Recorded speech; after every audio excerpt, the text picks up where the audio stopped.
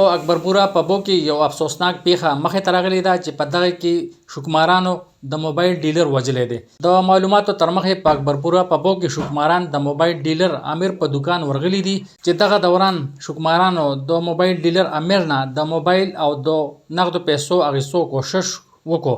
امیر دغه شوکمارانو سره مشتي ګریوان شو او دغه شوکمارانو په امیر باندې ډزې وکړې چې د دغه ډزو په نتیجه کې امیر ډیر زیات زخمی شو. مقامي خلکو امیر په فوري توګه هسپتال ته روان کړو خو د امیر ساګانې په لار کې پوره شوې. په د واقعې نه پس پولیس هم ځای وقوع ته رارسېدلي او ټول شواهد یې یوځای کړي دي. دغه ځای تاجرانو او مقامي خلکو د قاتلانو په فوري توګه د نیولو غوښتنه کړې ده.